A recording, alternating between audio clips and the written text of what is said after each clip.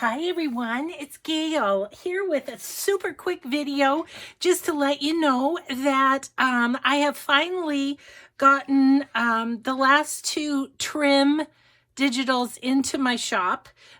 This will be Small World number 10 and Small World number 11.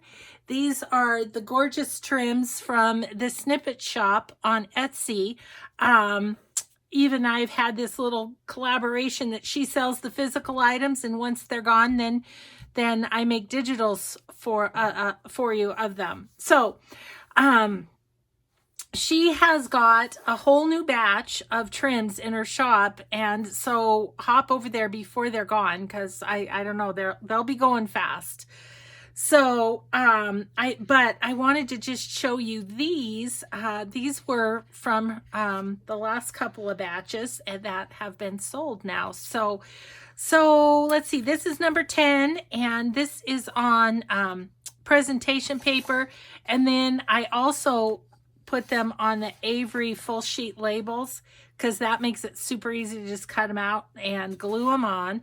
But it does make them a little duller. The colors aren't quite as vibrant. You can really see it in this orange one. So that's number 10, and number 11 is here. Once again, this is the presentation paper, and then this is the label.